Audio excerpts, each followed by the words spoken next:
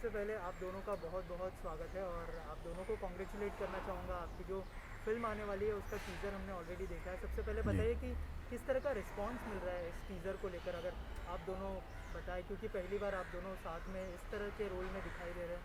बहुत ही लोग एक्साइटेड है टीज़र देखने के बाद। आप लोगों को किस तरह का रिस्पॉन्स मिला है या फिर कमेंट्स कॉम्प्लीमेंट्स मिले हैं?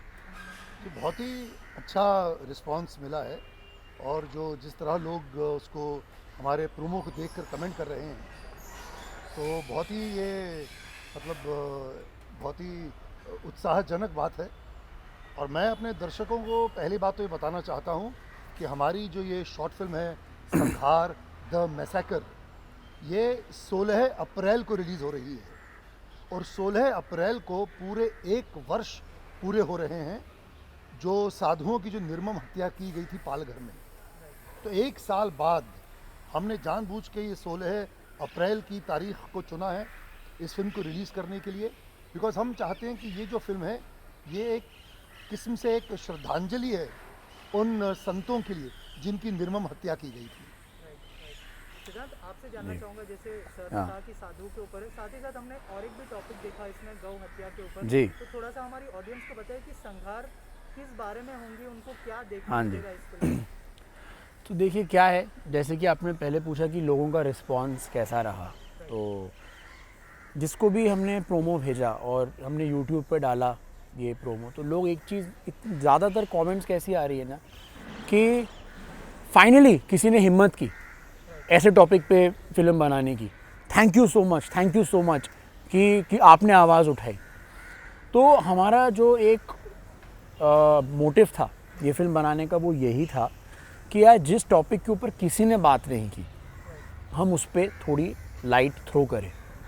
और जो संतों को मारा गया था पिछले साल, उसी से प्रेरित होकर ये फिल्म बनाई है। इन्होंने प्रोड्यूस की है, मैंने डायरेक्ट की है, लिखी भी है। इन्होंने एक्टिंग की है, मैंने भी उसमें एक्टिंग की है। तो उससे प्रेरित होकर, ये उस इंसिडेंट पे बेस्ड बिल्कुल नहीं है ये फिल्म, पालघर के या हादसे पर आधारित हाँ, नहीं। उस पे बेस्ड नहीं है। उससे प्रेरित होकर उसी सिचुएशन को रिक्रिएट कर हमने एक फिक्शनल शॉर्ट फिल्म बनाई है। और उसके साथ साथ ये फिल्म गौ हत्या के भी खिलाफ है, उसका भी विरोध करती है। तो देखिए क्या है कि हमारे देश में हमारा जो सनातन धर्म है, मेरे हिसाब से तो किसी भी जानवर के प्रति ये जो क्रूअल्टी टुवर्ड्स एनिमल्स होती है, मुझे बिल्कुल पसंद नहीं है और नहीं होना चाहिए। लेकिन स्पेसिफिकली इसमें काउ स्लॉटर को हमने हाईलाइट किया है कि कैसे हमारे यहाँ पे जो हमारे ही जो हिंदू भाई होते हैं, जब गाय बूढ़ी हो जाती है तो वो दूध देना बंद कर देती है। Right, right. तो ज़िंदगी भर तो वो आपकी माँ जैसे होती है, वो दिन में 10 से 20 लीटर दूध देती है, आप 20 साल उसको एक्सप्लॉइट करते हो। लेकिन जब वो बूढ़ी हो जाती है, आप उसको रास्ते पे छोड़ देते हो कचरा खाने के लिए, या फिर क्या करते हो, आप स्लॉटर हाउस में बेच देते हो चंद पैसों के लिए।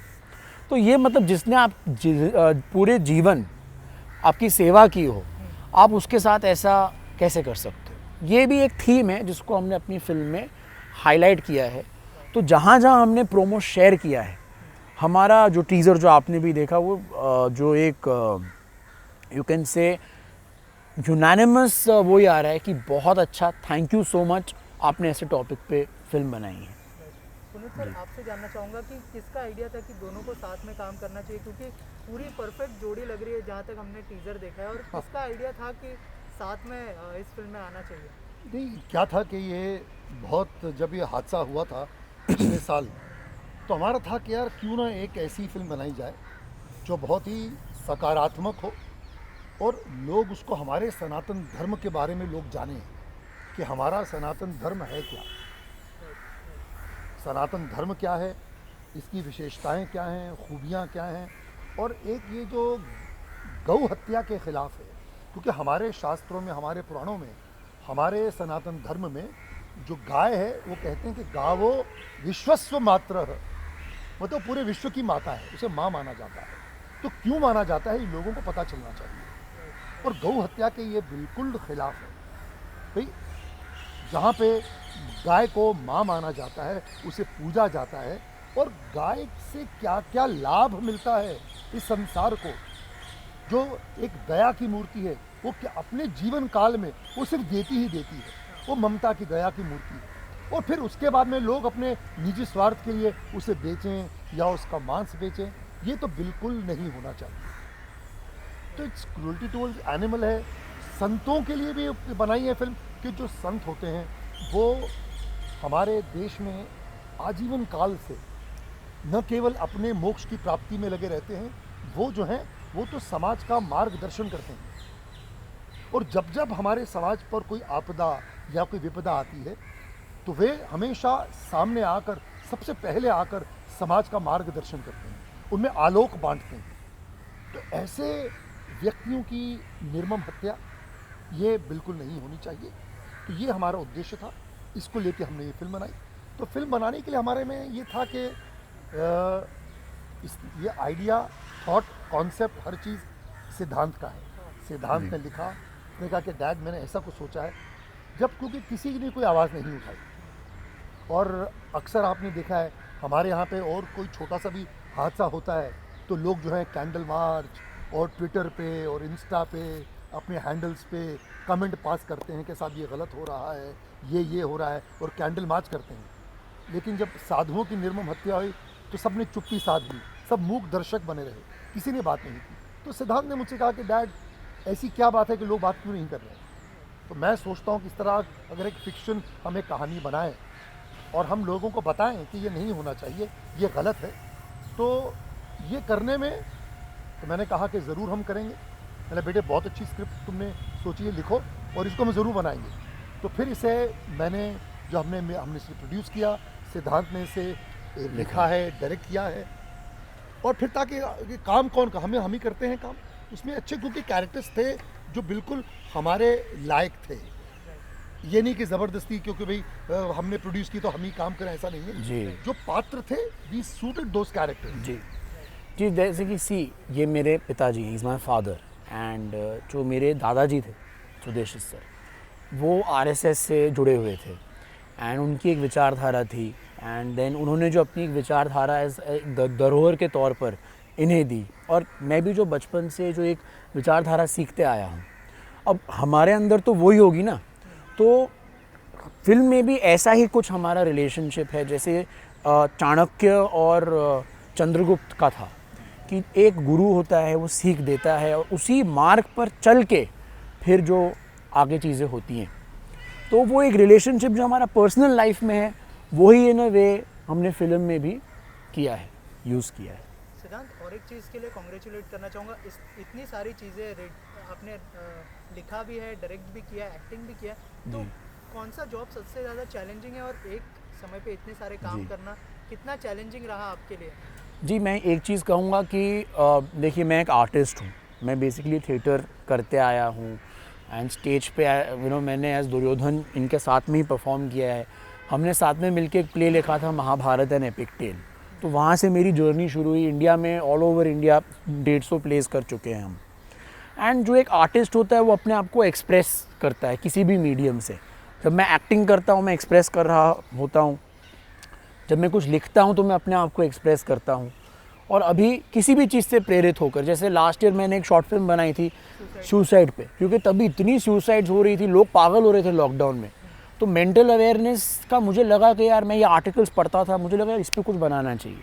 वैसे ही इससे प्रेरित होकर मैंने ये बना दिया। और मैं अपने दर्शकों को बीच में बताना चाहूँगा कि वो जो फिल्म बनाई हमने पिछले साल, रिजरेक्शन, जागो और जियो, वो इंटरनेशनल फिल्म फेस्टिवल में भेजी गई और 1300 फिल्मों में से उसे बेस्ट पिक्चर का उसे अवार्ड मिला। जी हाँ।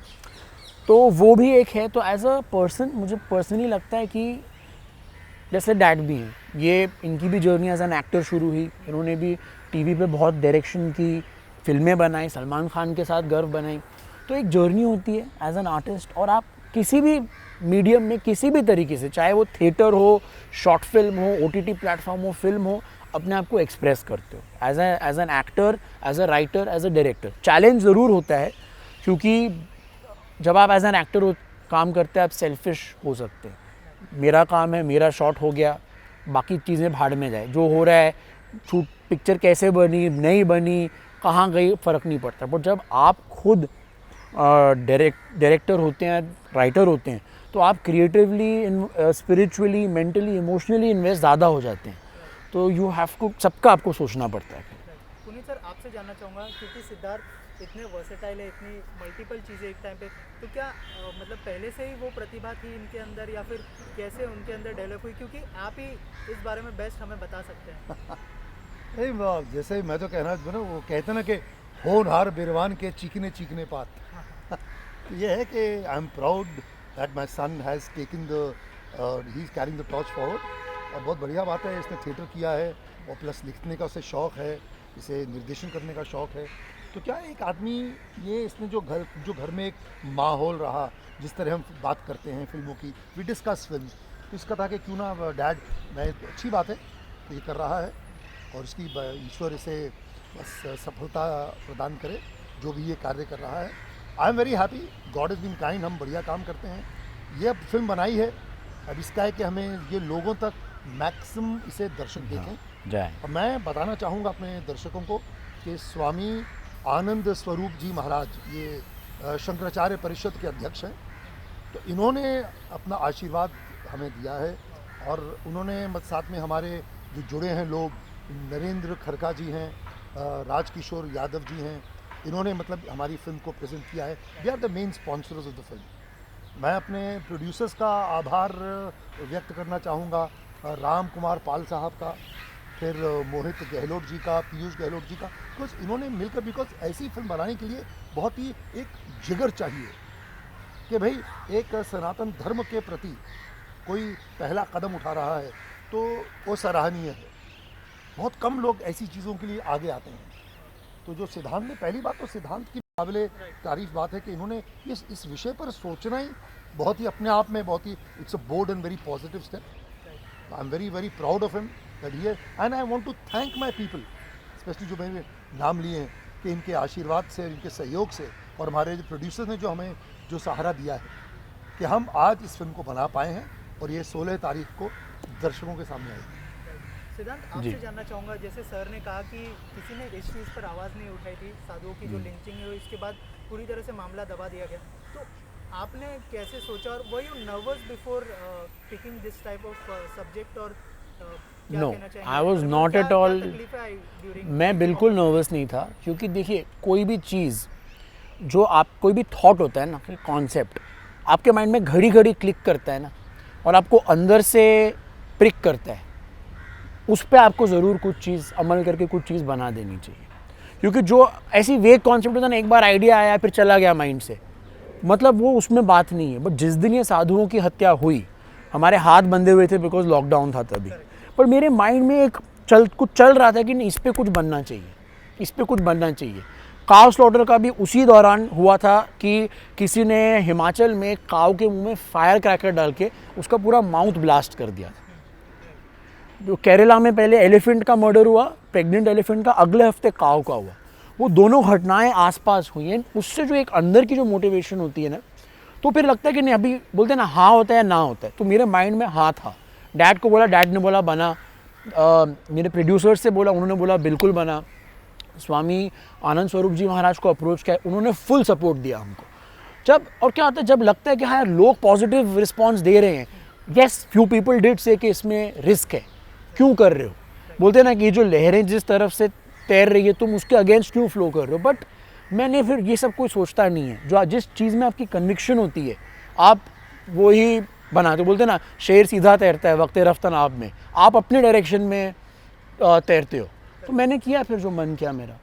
सबसे बड़ी बात क्या है जी, ये जो फिल्म है ना, ये सनातन धर्म के बारे में तो हम लोगों को बताएंगे कि हमारा सनातन धर्म है क्या, लेकिन ये बहुत ही पता आपसी मतभेद, ये आपसी जो बैर विचार है, इसको मतलब हम इसे बिलीव ही नहीं करते। We believe in brotherhood, unity.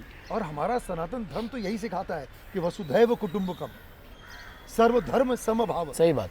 तो ये बहुत ही एक नेशनलिस्ट फिल्म है जो हर वर्ग, हर समाज का जो व्यक्ति है इसे उसे लाइक करेगा और बिल्कुल ही इन इट्स स्पिरिट ये फिल्म बिल्कुल ही सेक्युलर है और it is not at all बोलते नहीं कि कुछ कंट्रोवर्शियल या पोलराइजिंग नहीं। जस्ट बिकॉज हमने एक इंसिडेंट डिपिक्ट किया जहाँ 2 पीसफुल संतों को मारा जाता है, इसका ये मतलब नहीं कि हम किसी को टारगेट करें, वो तो जब आप पिक्चर देखेंगे आप समझ जाएंगे। It's a very clean film, you know. Performance की अगर बात करें एज एन एक्टर क्या कहना चाहेंगे? वैसे तो आप बचपन से ही उनके साथ में, जी।